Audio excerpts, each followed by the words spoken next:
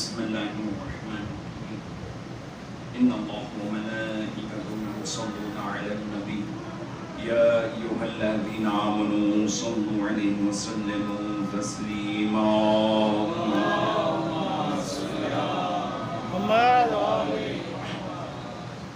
أعوذ بالله من الشيطان الرجيم بسم الله الرحمن الرحيم الحمد لله نحمده ونستعينه ونستغفره ونؤمن به ونتوكل عليه ونعوذ بالله من شرور أنفسنا ومن سيئات أعمالنا من يهد الله فلا مضل له ومن يضلل له فلا هادي له ونشهد أن لا إله إلا الله وحده لا شريك له ونشهد أن محمدا عبده ورسوله أرسله بالحق بشيرا ونذيرا بين يدي الساعة من يطع الله ورسوله فقد رشد واهتدى ومن يعصيها فإنه قد غوى وإنه لا يضل إلا نفسه ولا يضر الله شيئا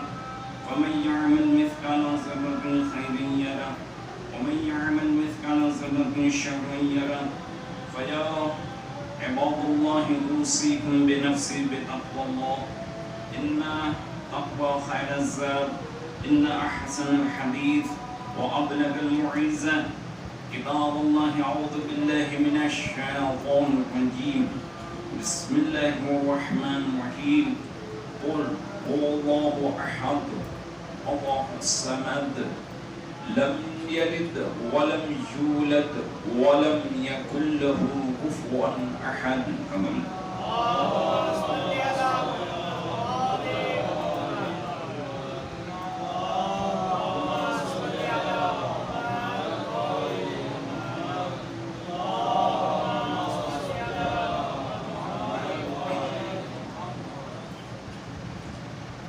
أعوذ بالله من الشيطان الرجيم بسم الله الرحمن الرحيم الحمد لله الذي غافر الظن وقابل التوبة وهو الغفور الرحيم الحمد لله كل ما حمد الله وكما ينبغي لكرم وجهه وعزة وجلاله كل من عليه قال ويبقى وجه ربك ذو الجلال والإكرام إن الله وملائكته يصلون على النبي يا أيها الذين آمنوا صلوا عليه وسلموا تسليما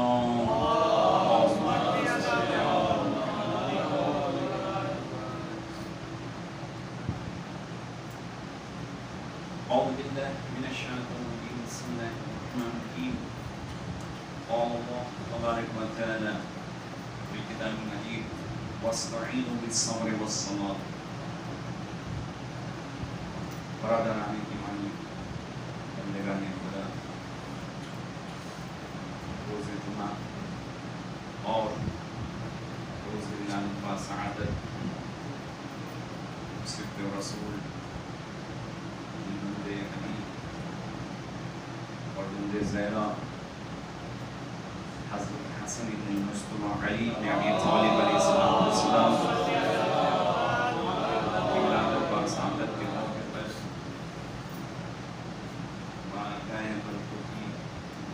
اقدس صاحب الزمان امام زمانہ حج اللہ تعالیٰ فضل شریف کی خدمت میں تقریب و تحلیل مبارکباد پیش کرتے ہیں اور ساتھ ساتھ المؤمنین کی خدمت میں تقریب و تحلیل مبارکباد پیش کرتے ہیں صلوات اللہ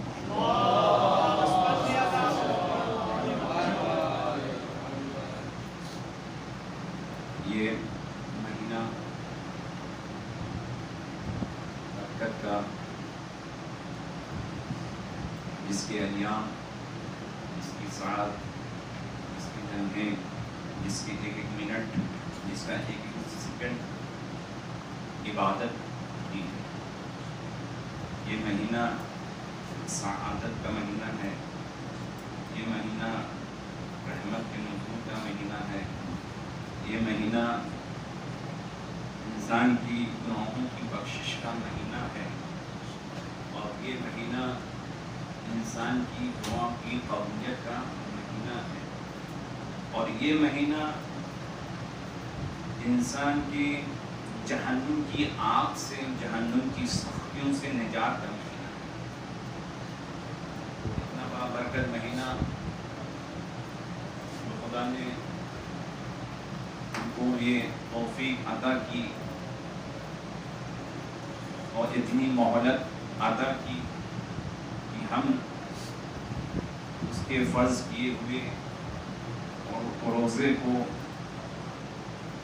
ہم صبح سے لے کے شام تک تمام شرائط، تمام آداب و تہذیب کے ساتھ ہم اس کو مکمل کرتے ہیں۔ اس لیے اللہ نے بھی قرآن مجید میں اپنے بندوں سے یہی ارشاد فرمایا وَاسْتَعِینُوا بِالصَّبْرِ وَالصَّلَاةِ، تم لوگ روزہ اور نماز کے ذریعے سے مدد مانگو۔ اور ظاہر سی بات مدد صرف سبحانہ تعالی خداوند عالم ہی سے مدد مانگی جاتی ہے اور اس کے علاوہ کسی سے نہیں۔ اور ظاہر سی بات کسی چیز کو یا کسی انسان کو کہیں تک پہنچنا ہے یا کہیں پہنچنا چاہتا ہے یا کوئی چیز حاصل کرنا چاہتا ہے تو ڈائریکٹ حاصل نہیں کر پاتا، اس کے لیے وسیلے کی ضرورت پڑتی ہے، اس کے لیے کسی کی مدد کی ضرورت پڑتی ہے جو ہم کو وہاں تک پہنچائے، کیونکہ انسان میں اتنی کیپیسٹی اور اتنی چھمتا، اتنی صلاحیت نہیں ہے کہ وہ اس تک پہنچ جائے۔ اس کے لیے کسی نہ کسی ایک وسیلے کی ضرورت ہے، کسی نہ کسی ایک لنک کی ضرورت ہے۔ وداؤٹ لنک کے آپ کسی چیز کو اچیو نہیں کر سکتے، آپ اس کو نہیں پا سکتے، اس کے لیے آپ کو ایک وسیلے کی۔ ہم خداوند عالم کی بارگاہ تک یا ہماری جو التجا ہے، جو ہماری خواہش ہے، جو ہماری دعا ہے، اس تک بارگاہ تک پہنچانا ہے تو اللہ کہہ رہا ہے وَاسْتَعِینُوا بِالصَّبْرِ وَالصَّلَاةِ، نماز روزے کے ذریعے سے آپ تو ہماری آواز ہم مدد چاہتے ہیں اللہ سے، مگر یہ اس تک کیسے پہنچا جائے؟ تو اس کے لیے ایک وسیلہ ہے بالفرض۔ جس طرح سے ہم نیچے سے اس بیت الصلاۃ میں آئے تو ایک وسیلے کی ضرورت ہوئی، ایک سیڑھی کی ضرورت ہوئی، ایک زینے کی ضرورت ہوئی۔ اگر یہ زینہ نہ ہوتا کیا ہم میں وہ صلاحیت ہے کہ ہم زمین سے اس بلندی تک آ سکتے تھے؟ نہیں آ سکتے، کیونکہ اتنی پاور نہیں ہے، اتنی ہمارے پاس صلاحیت نہیں ہے کہ ہم صرف ارادہ کریں اور یہاں پر پہنچ جائیں۔ تو اس کے لیے جس طرح سے نیچے سے اوپر تک آنے کے لیے ایک زینے کی ضرورت ہوتی ہے، تو یہ زینہ ہمارے لیے وسیلہ بنا۔ تو اسی طرح ہم کو بارگاہ خدا میں اپنی دعا کو قبولیت کے لیے، اپنی بخشش و مغفرت کے لیے ہم کو ایک ایسی وسیلے کی ضرورت ہے جو خدا کے نزدیک سب سے مقرب ہو، وہ سب سے زیادہ عزیز ہو، جن کے صدقے میں، جن کے طفیل میں، جن کے وسیلے سے ہماری تمام بخشش ہو جائے اور ہمارے تمام گناہ معاف ہو جائیں، ہمارے گناہ کبیرہ صغیرہ معاف ہو جائیں اور ہماری دعا بھی بارگاہ خدا میں قبول ہو جائے۔ جس طرح سے امام فرماتے ہیں نحن الوسیلہ، ہم ہی جو ہے بارگاہ خدا میں وسیلہ ہیں۔ تو اہل بیت ہی علیہ السلام جو ہے بارگاہ خدا میں ہماری دعاؤں ہر مشکل سے نجات پانے کے لیے اہل بیت ہی علیہ السلام ہمارے لیے بہترین وسیلہ ہیں۔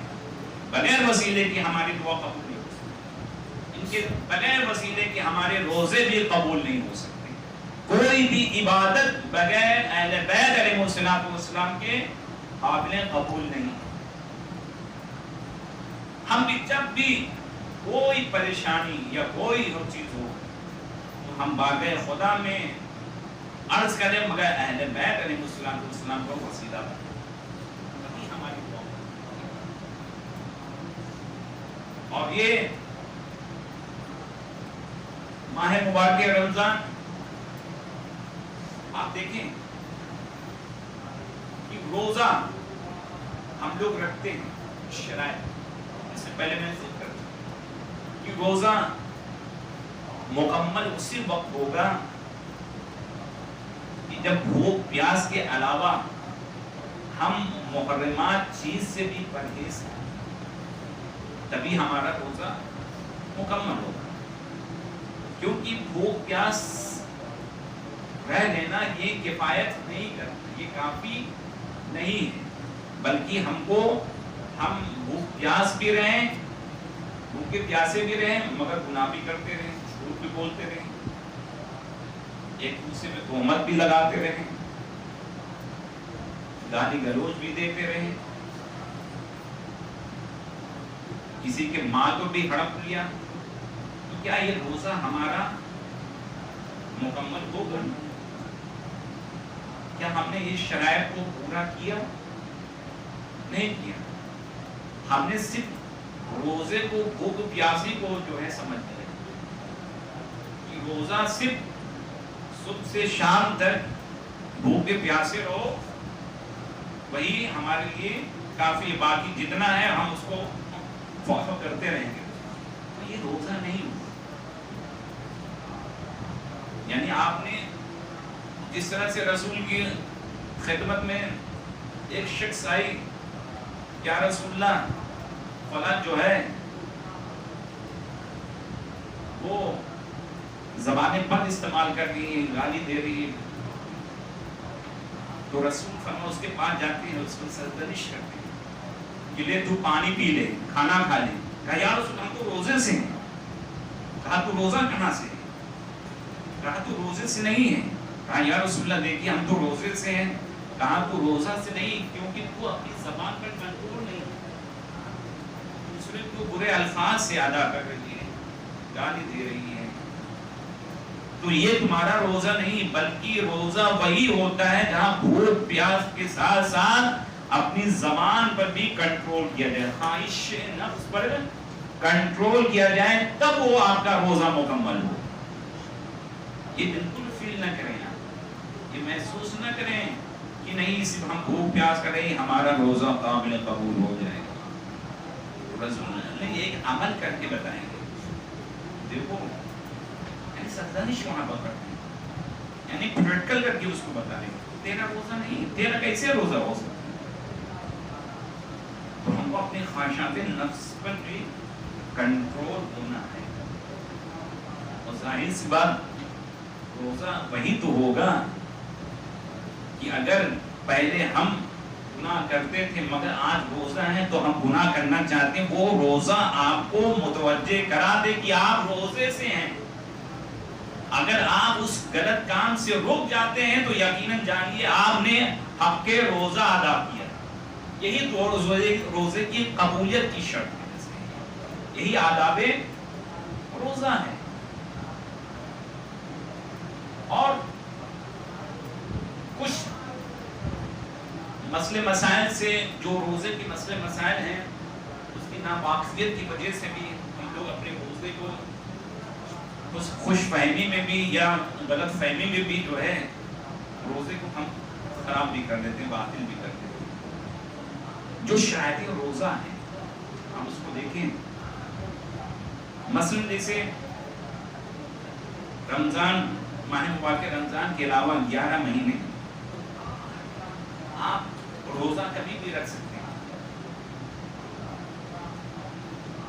سوائے عید و بقرعید جس میں روزہ رکھنا حرام ہے، اور باقی کچھ ایسے دن ہیں جس میں روزہ رکھنا مکروہ ہے، مستحب. تو آپ دیکھیں کیا ہوتا ہے کہ روزہ مثلا ماہ مبارک رجب المرجم میں اور شعبان کے مہینے میں، شعبان المعظم، آپ دیکھیں اس میں روزہ رکھنے کی بڑی تاکید ہے، مستحب روزہ رکھیں، مگر یہ رجب اور شعبان المعظم میں روزہ کون رکھ سکتا ہے؟ مستحب روزہ کون رکھ سکتا ہے؟ بہت ثواب ہے، بہت ثواب ہے، ثواب تو بہت ہے ہی ہے، مگر اس کی ایک شرط ہے، کرائٹیریا اس کی ہے، اس کی ایک مرحلہ ہے، اس کا یہ ہے کہ مستحب روزہ ماہ مبارک رمضان کے علاوہ وہی رکھ سکتا ہے جن کا ماہ مبارک رمضان میں ایک بھی روزہ قضا نہ ہو، جن کا ہم ماہ مبارک رمضان میں جو ہے روزہ چھوڑ دے رہے ہیں، ہمارا روزہ بالفرض جو ہے 5 یا 10 روزہ جو ہے چھوٹا ہوا ہے، اور ہم شعبان المعظم یا رجب المرجب یا دیگر ایام میں بھی مہینے میں ہم مستحب کے روزہ، آج بہت فضیلت کا دن ہے، 13 رجب، 18 ذوالحجہ، 3 شعبان، بہت تاکید ہے، مگر آپ مستحب نہیں رکھ سکتے۔ جب آپ کا واجب روزے قضے ہیں تو جب تک کہ آپ اس کی قضا ادا نہ کر دیں گے تب تک کہ آپ مستحب روزہ نہیں رکھ سکتے۔ اس کے لیے سب سے اچھا آپشن یہی ہے کہ آپ مستحب روزہ رکھنا چاہتے ہیں، بس خالی نیت خالی تبدیل کر لیں، آپ کا مستحب بھی ادا ہو جائے گا، واجب بھی ادا ہو جائے گا، روزے کا ثواب بھی مل جائے گا۔ مثلا یہ ہے کہ 13 رجب مولا کائنات امیر المومنین علی بن ابی طالب علیہ السلام یا 18 ذوالحجہ کو یا 3 شعبان کو یا 20 جماعت الثانیہ کو ہم روزہ رکھتے ہیں۔ آپ کو یہ ہے کہ ہمارا ماہ مبارک رمضان میں روزہ چھوٹا ہے، ترک ہو گیا کسی سبب سے، تو آپ اس نیت سے رکھیں کہ ہم قضا کی نیت سے ہم روزہ رکھ رہے ہیں، تو آپ قضا کی روزے جو ہے نیت سے آپ رکھ رہے ہیں تو آپ کا ایک واجب بھی ادا ہو جائے گا، ایک قضا بھی ادا ہو جائے گا، اور اس تاریخ کا مستحب کا روزہ بھی آپ کو ثواب مل جائے گا۔ مگر یہ نہیں کہ ہم واجب کو چھوڑ کے مستحب کی نیت کریں تو ظاہر سی بات وہ آپ کا روزہ نہیں ہوگا، دن بھر بھوکے بھی رہ جائیں گے، وہ آپ کا روزہ قابل قبول نہیں ہے، اور آپ کا پھر بھی آپ کے کاندھے پر وہ قضا بھی باقی ہے جس کے آپ کو ادا کرنا ہے۔ تو سب سے اچھا یہ ہے کہ ہمارے ماہ مبارک رمضان میں اگر روزہ قضا ہو گیا ہے تو عید کے بعد ہم جو ہے اپنا قضا روزہ رکھ سکتے ہیں، جب تک کہ آپ کو وہ ادا نہیں ہوگا تب تک کہ آپ کوئی مستحب روزہ آپ نہیں رکھ سکتے ہیں۔ تو مستحب روزہ رکھنے کے لیے آپ کو واجب کی نیت کرنا پڑے گی۔ اور دوسرا جو ہماری غلط فہمی یا خوش فہمی میں رہتا ہے کہ مسافر کے روزے قصر ہیں، مسافر کے روزے قصر ہیں، ظاہر سی بات قصر ہیں، مگر اس کی ایک شرط بھی ہے۔ مثلا آج کل جو ایام ہیں لوگوں کے ٹکٹ بھی ریزرو بھی ہو چکے ہیں، کچھ جو ہے ویٹنگ میں ہیں، کچھ جو ہے اپلائی بھی کیے ہوئے ہیں کہ بھائی گرمی کی چھٹیاں ہو گئی ہیں، بچوں کی چھٹیاں ہو گئی، ایگزام ختم ہو گئے ہیں، لوگ جو ہے اپنے وطن جانا چاہتے ہیں۔ اب یہ ہے کہ جانا چاہتے ہیں تو کیا اس کا مطلب یہ ہے کہ ہماری 7 بجے کی ٹرین ہے یا 10 بجے کی ٹرین ہے یا 11 بجے کی ٹرین ہے یا پھر ہمارے بعد ظہر جو ہے ٹرین ہے، بعد ظہر ٹرین ہے، تو اس کے مطلب یہ ہے کہ ارے اگر ہماری ٹرین ہے تو اب تو روزہ ہم تو مسافر ہو گئے، ہم تو مسافر ہو گئے تو ہمارا روزہ تو قصر ہے۔ تو لوگ خوش فہمی بھی یا غلط فہمی بھی اس کو سمجھیں کہ اگر انہوں کی مثلا جس طرح سے کل اگر ان کا ٹرین ہے صبح 7 بجے یا 8 بجے یا پھر اس کے بعد اگر یہ کہ کل میری ٹرین ہے تو ہم کو روزہ سحری کی ضرورت ہی کیا ہے، ہمارا مسافر ہو گئے، تو ایسا نہیں، آپ کو روزہ رکھنا پڑے گا، آپ کی نیت روزے کی رہی اگر آپ نے جان بوجھ کر، آپ کی چاہے 7 بجے کی ٹرین ہو یا 10 بجے کی ہو یا 11:30 بجے کی ہو یا 12 کے بعد کیوں نہ ہو یا شام کی 4 بجے کیوں نہ ہو، آپ کو روزہ رکھنا پڑے گا۔ اگر آپ قبل از زوال یعنی ظہر کی اذان سے پہلے آپ اگر سفر، آپ کی ٹرین ہے یا آپ کی فلائٹ ہے یا آپ کی 4 ویلر سے آپ جانا چاہتے ہیں تو آپ روزے کی نیت کر کے آپ جائیں قبل از ظہر۔ تو آپ جیسے ہی آپ سفر کریں گے، مسافر ہو جائیں گے تو حد ترخص پہنچتے ہی آپ کا روزہ خود ہی کھل جائے گا، مقصر ہو جائے گا۔ مگر یہ کہ روزہ رکھ کر ایسا نہیں کہ خوب کھا لیا پی لیا، اب تو سفر پہ جانا ہے، ٹکٹ بھی ہے، قبل ظہر نہیں میں مسئلہ، یہ مسئلہ قبل ظہر کا ہے، یعنی قبل زوال، جس طرح سے ابھی اذان ہوئی زوال۔ یہ مسئلہ اگر کھا پی کے آپ سفر کرتے ہیں تو آپ کا روزہ، آپ نے روزے کو جان بوجھ کر عمدن توڑا ہے، آپ تارک الصائم ہو گئے، یعنی آپ نے روزے کو ترک کر دیا، آپ پر تینوں کفارہ واجب، کتنے؟ تینوں کفارہ آپ پر واجب ہو گئے۔ تو آپ جب تک ہی آپ نے اس طرح سے کیا تو کفارہ واجب، آپ کو چاہیے کہ افطار سحری کریں اور سحری کر کے آپ حد ترخص کراس کرتے ہیں، پار کرتے ہیں تو آپ کا روزہ خود بخود جو ہے آپ کا قصر ہو گیا، آپ کھا بھی سکتے ہیں، پی بھی سکتے ہیں، کچھ بھی کر سکتے ہیں۔ تو مگر یہ قبل ظہر نماز سے پہلے۔ اور اگر کوئی شخص بعد الظہر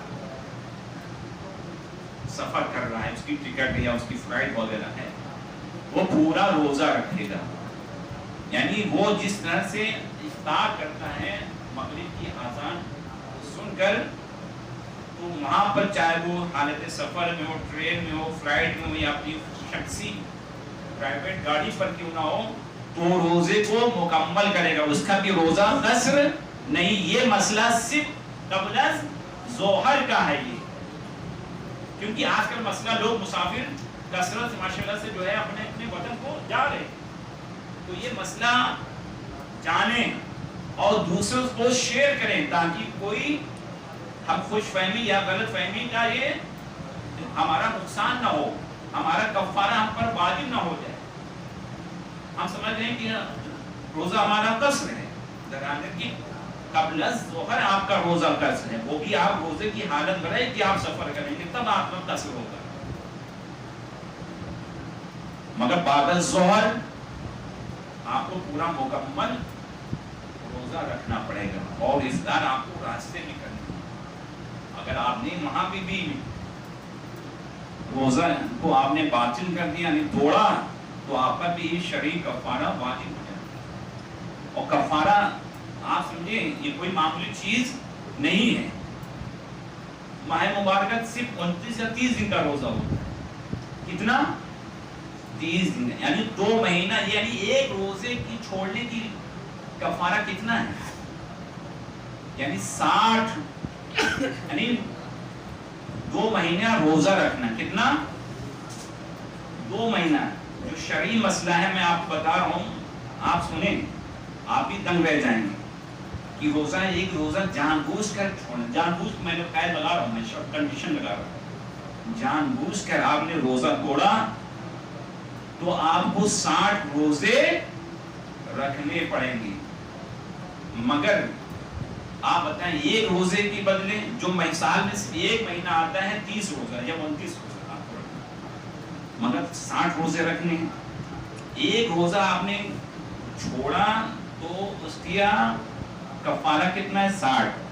آپ کو کانٹینیو 31 روزہ رکھنا ہے، کتنا؟ 31 کانٹینیو۔ ماہ مبارک رمضان میں کانٹینیو کتنا رکھنا ہے؟ 30 یا 29 روزہ۔ مگر کفارہ کا جو ہے یہ مسئلہ ہے، آپ کو کانٹینیو 31 یعنی 31 روزہ آپ کو روزہ رکھنا پڑے گا۔ اگر آپ نے یا کنٹینیو 29 رکھا یا 30 رکھا اور 31واں نہیں رکھا تو وہ پھر مائنس میں آ جائے گا. کیا ہو جائے گا؟ مائنس میں آ. یعنی آپ کا بھی وہ 29 اور 30 روزہ قابل قبول نہیں, پھر بھی آپ کو وہی 60 روزہ ابھی بھی باقی ہے. ایک مطلب غور کریں کہ جو جان بوجھ کر روزے کو آمدن اس کو روزہ توڑتے ہیں تو 31 روزہ آپ کو کنٹینیو رکھنا. پہلی فرسٹ مہینے میں آپ کو 31 روزہ کنٹینیو رکھنا ہوگا. اس کے بعد جو بچا ہوا ہے آپ گائی بگائی کبھی بھی جو ہے جو بھی تاریخ معتبر آئے جب بھی چاہیں آپ اس پر روزہ رکھ سکتے ہیں. یہ تھا کہ میں مسئلہ یہ آپ کے سامنے شیئر کروں, بیان کروں, اور آپ کو بھی چاہیے لوگوں تک اپنے گھروں میں بھی لوگوں سے شیئر کریں, بتائیں کہ ایسا نہیں ہے کہ ہم کھا پی کے سفر کریں. تو اس کو ہم کو مد نظر رکھنا چاہیے, اس سے بچنا چاہیے, نہیں تو یہ کفارہ بڑا سنگین. ایک سوال پڑھ دیں محمد وعلی محمد.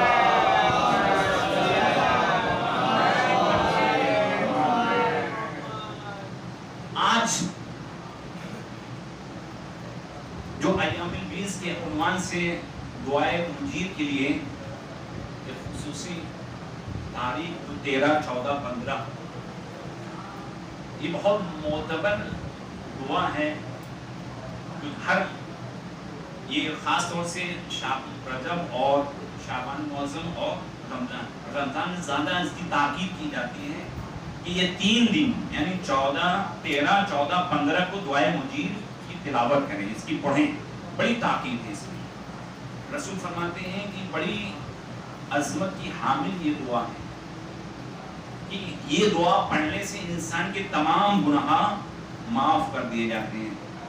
یعنی تمام گناہ سے مطلب سمجھ رہے ہیں, یعنی بارش کے اس کے گناہ چاہے بارش کے قطروں کے مانند ہو یا درخت کے پتوں کے مانند ہو یا صحرا کے ریت کے مانند ہو, اگر اس دعا کی تلاوت کرے گا پڑھے گا تو اس کے سارے گناہ معاف کر دیے جائیں گے. اور دوسری خاصیت یہ ہے کہ انسان دعائے مجیر کو پڑھے گا تو کسی بھی مرض میں مبتلا رہے گا تو خداوند عالم اس دعا کے صدقے میں اس کو شفائے کامل عطا فرمائے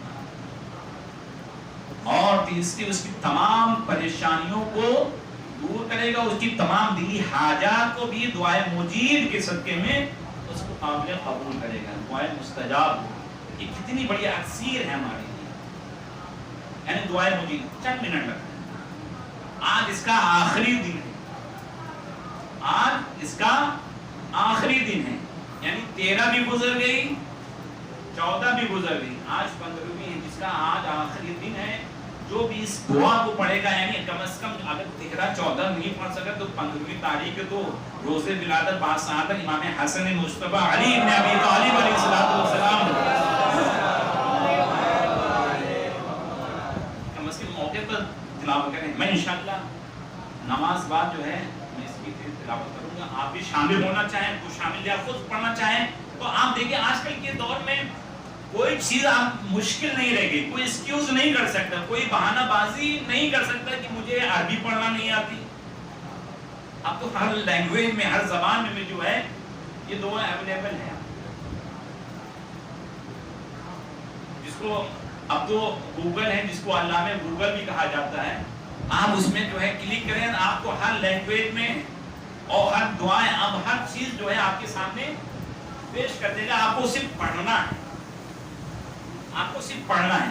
تو آج آخری موقع ہے تو کم از کم جو ہے اپنی گناہوں کو بھی معاف پاتے ہیں. خدا میں دعائے مجید کے صدقے میں ہم معاف کرواتے ہیں. جو مرض ہے, مریض بیمار ہے, پریشان ہے, اس مرض سے نجات حاصل کر سکیں, پریشانی کو دور کر سکیں.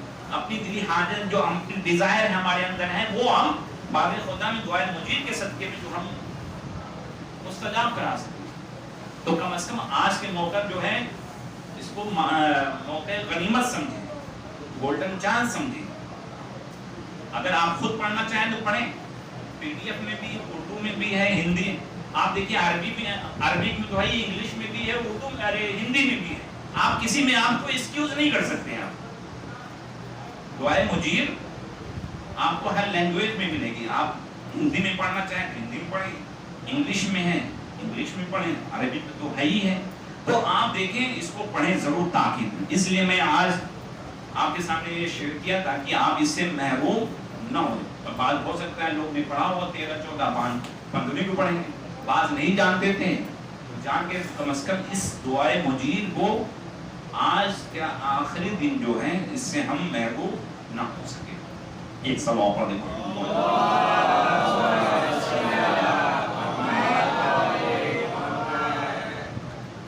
آج امام حسن مصطفیٰ علی بن ابی طالب علیہ السلام کی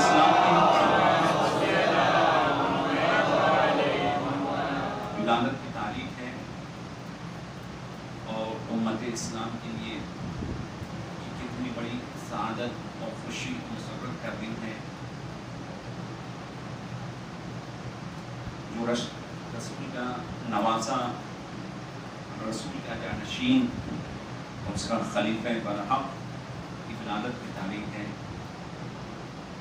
امام حسن مصطفیٰ علیہ السلام نے کی جو خدمات ہیں, جو زندگی میں ایسے ایسے امور کو انجام دیا کہ لوگوں کو ایک پیغام دیا کہ دیکھو لوگوں کی مدد کرتے رہو, لوگوں کی پریشانی کو دور کرتے رہو. امام نے اپنے ہر اینگل سے اپنے امتیوں کو یہ میسج دیا ہے, پیغام دیا ہے, اور خود جو ہے پریکٹیکلی کر کے عملی انجام دے کر جو ہے لوگوں کو بتایا. صرف زبانی نہیں بلکہ عمل کر کے جو ہے بتایا ہے کہ اس طرح سے عمل کو انجام دے. امام نے جتنے بھی, امام کا در ایسا در تھا, امام حسن علیہ السلام کے لیے یہ کہا جاتا ہے اتنے سخی, کریم اور اتنے مہربان امام تھے کہ جب بھی کوئی سائل آتا تھا اس سے کئی گنا اس کو عطا کرتے. آپ دیکھیں وقت کا امام اور وقت کے خلیفہ بھی. امام ایک جناح سے گزر رہے تھے کہ دیکھا کچھ جوان فقراء زمین پر بیٹھ کر سوکھی روٹی کھا رہے.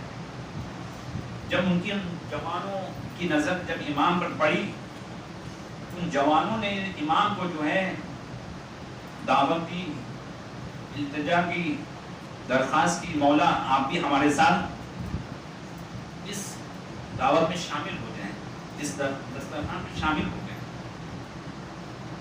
دیکھیے فقیر ہیں, جوان ہیں, اور زمین پر بیٹھ کر سوکھی روٹی تناول فرما. مگر جوانوں نے جس طرح سے یہ آواز دی تو امام نے فوراً لبیک, گھوڑے سے اترے اور ان کے ساتھ زمین پر بیٹھ کر وہی سوکھی روٹی ان کے ساتھ. آپ دیکھیے وقت کا امام بھی ہے, حاکم بھی ہے, خلیفہ بھی, مگر ذرہ برابر کوئی اس میں جو ہے یا کوئی اپنے کو احساس شرمندگی کا نہیں کیا کہ ہم وقت کے امام ہیں, کیسے زمین پر بیٹھ کے ان فقیر جوانوں کے ساتھ جو ہے سوکھی روٹی کھائیں. یہ ہماری شان و شایان نہیں, بلکہ نہیں, امام نے بغیر کوئی چھو چرا کے ان کے ساتھ اس سفرے پر بیٹھے کھانا کھائے, سوکھی روٹی کھائے. آپ دیکھیے امام کا کتنا کریمانہ انداز ہے, کتنا مہربانہ انداز ہے کہ ان کے ساتھ بیٹھے, اور پھر ان کے اندر دیکھیے کتنا خوشی محسوس ہوئی کہ وقت کا امام, وقت کا ہادی, وقت کا خلیفہ ہمارے ساتھ سوکھی روٹی. مگر جب کھایا تو امام نے جوانوں سے کہا, اے جوانوں, آج میں نے تیری دعوت کو قبول کر لیا, اب یہ کہ تم لوگ میری دعوت کو قبول کرو, میری دعوت کو قبول کرو, تم لوگ ہمارے گھر چلو, آج تم ہمارے گھر میں مہمان رہو گے. آپ دیکھیے دسترخوان امام حسن علیہ السلام بہت مشہور ہے. ہر بچہ شیعت کا بھی بچہ جانتا ہے کہ دسترخوان امام حسن بڑا وسیع دسترخوان ہے، بڑا مشہور و معروف دسترخوان ہے، یعنی کوئی بھی آتا تھا، کسی مسلک کا، کسی بھی دھرم کا، مذہب کا کوئی بھی آتا تھا، وہ دسترخوان امام حسن میں آتا تھا، کوئی بغیر اس کی کوئی روک ٹوک نہیں تھی، کیونکہ یہ کریم کا دسترخوان۔ اگر ہم سخی بولیں تو یہ لفظ سخی جو ہے، سخی کے حوالے سے یہ کہا جاتا ہے کہ سخی وہ ہوتا ہے جب مانگے اس کو ادا کر دے۔ سخی کسے کہتے ہیں؟ جب کوئی چیز انسان درخواست کرے تب اس کو ادا کر دے۔ کریم اسے کہتے ہیں جو بغیر مانگے اس کو عطا کر دے، وہ کریم ہوتا ہے۔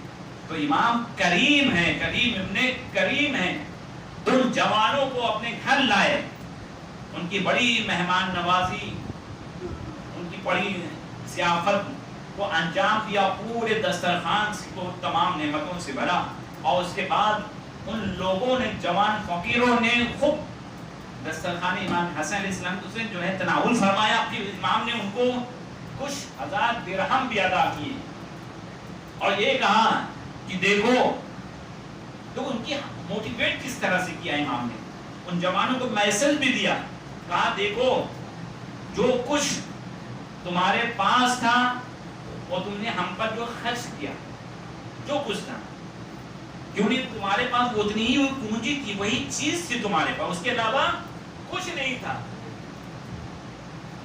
مگر ہم اللہ کے فضل ہمارے پاس بہت کچھ ہے اس کے سوا، آپ اس کو قبول کریں۔ یعنی جس نے ان کو موٹیویٹ بھی کیا، ان کی دلجوئی بھی کی، تاکہ ان کو احساس ندامت نہ ہو۔ تو امام نے ان کو دسترخوان پر بھی بلایا، اور اس کے ساتھ ساتھ اس کے عوض میں ان کو درہم و دینار سے نوازا، تاکہ ان کی مالی مشکلات بھی دور ہو سکے۔ امام کا یہ ایک قدم کا یہ ہے، اور امام کا دوسرا پہلو، یہ تو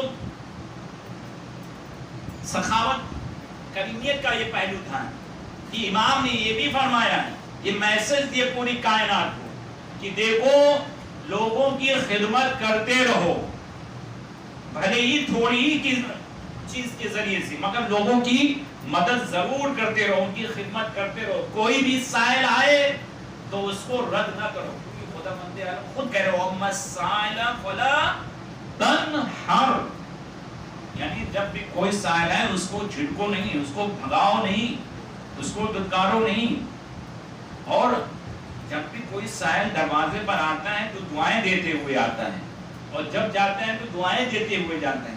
یہ اپنے کو خوش نصیب سمجھنا چاہیے، وہ انسان، وہ گھر خوش نصیب والا ہونا چاہیے، اس کو خدا کا شکر ادا کرنا چاہیے کہ اللہ نے ایک سائل کو ہمارے در پر بھیجا، ایک سائل کو ہمارے پاس بھیجا ہے کہ جو کچھ اللہ نے ہم کو دیا ہے ان میں سے کچھ جو ہے اس سائل کو ادا کریں۔ امام نے ہم کو درس دیا ہے، پیغام دیا ہے، اگر امام کی یہ عملی زندگی نہ ہوتی تو یہ پیغام، یہ میسج ہمارے تک نہ پہنچ پاتا۔ تو اس میں خدا کا شکر ادا کرنا چاہیے کہ کوئی سائل ہمارے پاس آیا یا کوئی سائل ہمارے گھر پر آیا تو اس کو اپنے جو کچھ ہے آپ کی بس میں استطاعت، جو کیپیسٹی آپ کے اندر ہے، وہ آپ اس کو عطا کر دیں، تو اللہ آپ کو وہ نوازے گا کہ انسان تصور بھی نہیں کر سکتا۔ انسان کی غیبی مدد اس طرح سے اس کو عطا ہوتی ہے، اس کی مال و دولت میں، اس کی زندگی میں اتنی برکتیں آ جاتی ہے، وہ انسان جو ہے تصور تک نہیں کر پاتا۔ یہ کب ہوگا؟ جب ہم اللہ کی مخلوق پر مہربان ہوں گے، اللہ کے بندوں پر ہم اپنی ایثار کریں گے، قربانیاں پیش کریں گے، ان کی مدد کریں گے۔ اور دیکھیں صدقہ، آپ یہ نہ دیکھیں صدقہ صرف جو ہے پیسہ دینے ہی کا نام جو ہے صدقہ ہوتا ہے۔ صدقے کی بہت سی اقسام ہیں، بہت سی اس کی نوعیت ہے۔ صدقہ صرف پیسہ آیا سائل اس کو دے دیا، صرف یہ صدقہ نے پیسہ نہیں، صدقہ ہر وہ نیک کام ہے جو ایک انسان کو دوسرے انسان کو فائدہ پہنچا دے۔ تو ایک معاشرے کو بھی جو ہے، جو مردہ معاشرہ تھا اس کو زندہ کر دے، یہ بھی ایک صدقہ ہے۔ آپ مثلاً یہ کہ کسی کے پاس علم ہے، وہ علم بانٹے، علم کو شیئر کرے، تو یہ بھی ایک صدقہ ہے، یہ بھی، کیونکہ وہ جاہل تھا، نہیں جانتا تھا، اس کو بتایا، وہ عالم ہو گیا، وہ معلومات ہو گئی۔ کوئی بھٹکے ہوئے مسافر کو اس کو راستہ دکھا دے، صحیح راستہ بتا دے، یہ بھی ایک صدقہ ہے۔ کسی مریض کی اس کی تیمارداری کرنے کے لیے جائے یا اس پر جو ہے فائنینشیل سپورٹ بھی کر دے، یہ بھی ایک صدقہ ہے۔ کوئی اگر کسی کی فیس جمع نہیں ہو پا رہی، جس کی وجہ سے جو ہے وہ اپنی ایجوکیشن کو آگے نہیں بڑھا سکتا، اگر اس کی فیس بھی ادا کر دے، یہ بھی ایک صدقہ ہے۔ یعنی صدقے کی کوئی ایسی لمٹ نہیں ہے۔ جو بھی نیک کام ہوگا، اچھا کام ہوگا، آپ معمولی سے معمولی چیز کو آپ جس کو سمجھ رہے ہیں، اگر اس کو بھی آپ انجام دے رہے ہیں تو یہ سب سے بڑا صدقہ ہوگا۔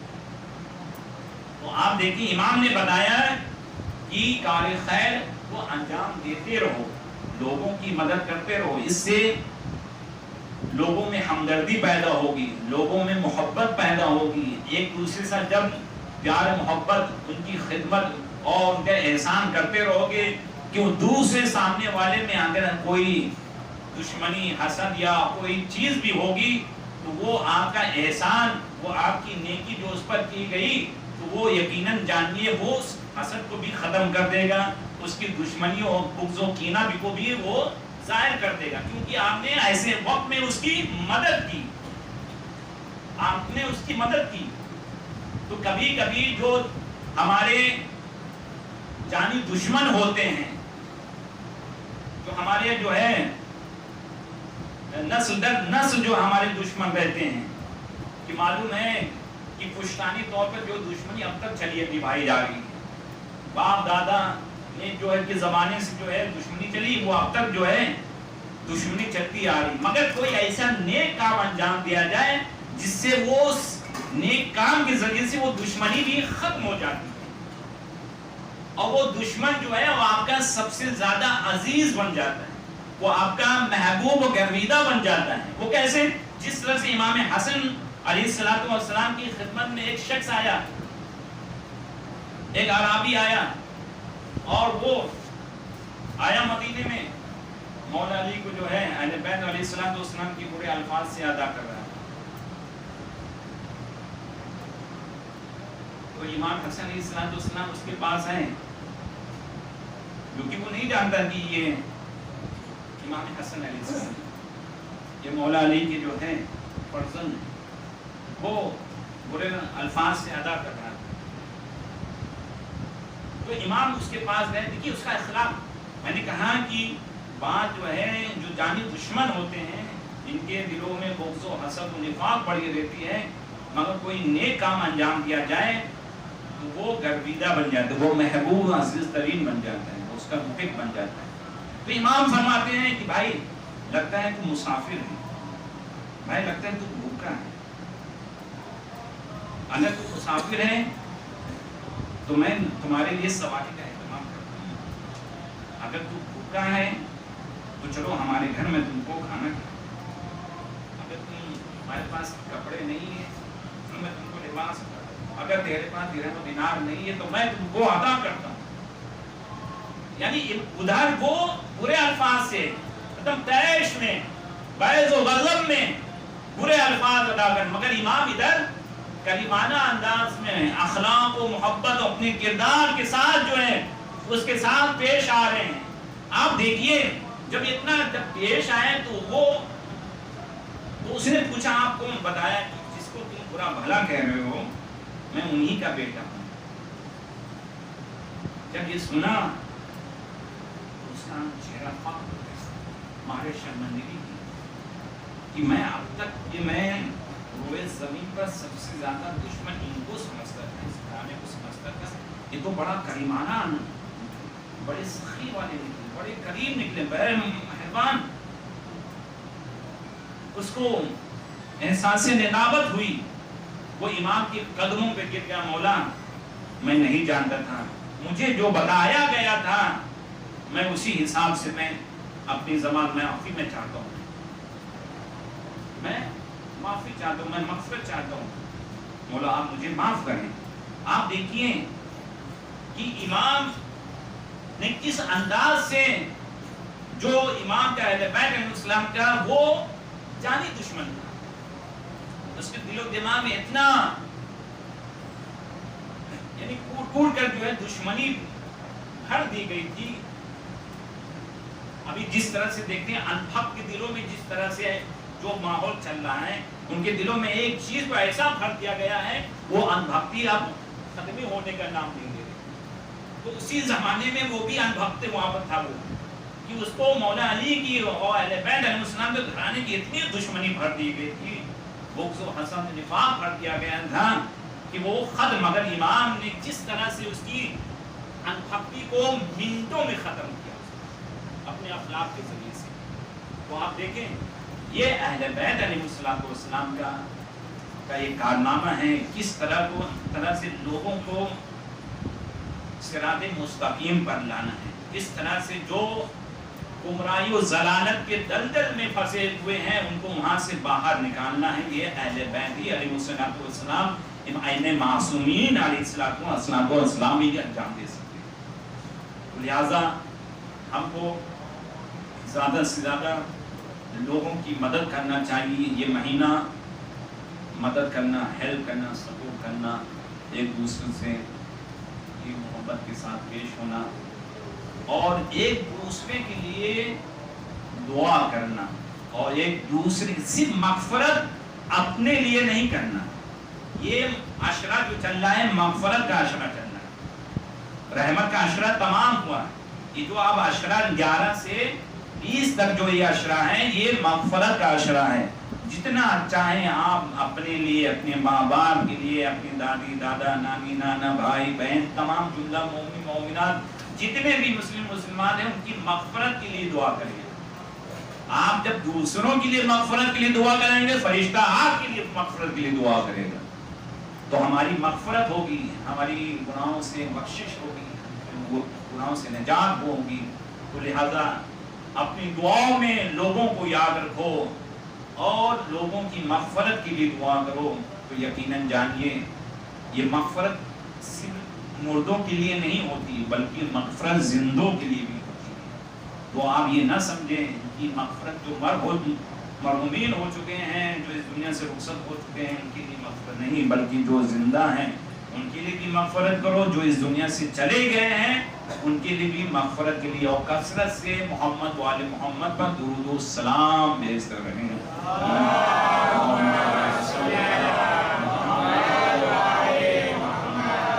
بسم اللہ الرحمن الرحیم۔ اللهم إني أسألك بحق فاطمة الربيع وعلي وبنيها وسر المستودع فيها بعدد ما حتم علمك وأن تصلي على محمد وآل محمد وأن تفعل بما أنت أهله ولا تفعل بما أنا أهله بفضلك على بحق محمد وآل محمد۔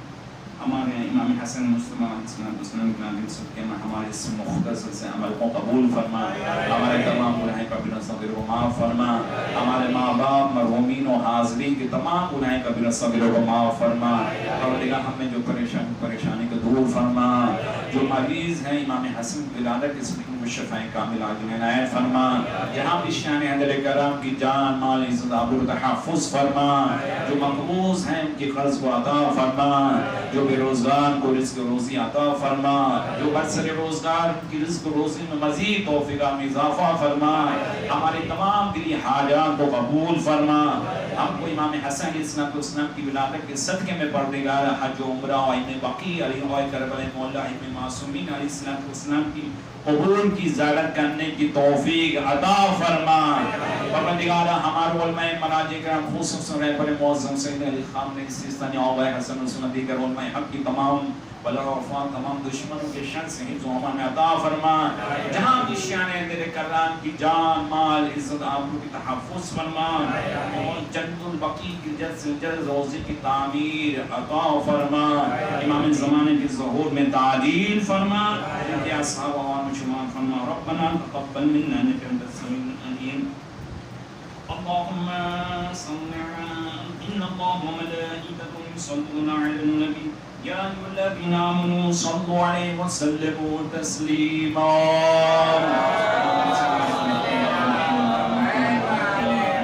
اللهم صل على محمد صلى الله عليه وآله اللهم صل على فاطمة بنت رسول الله اللهم صل على أمير المؤمنين علي بن أبي طالب اللهم صل على الحسن المجتبى والحسين الشهيد بكربلاء وعلى علي بن الحسين ومحمد بن علي وجعفر بن محمد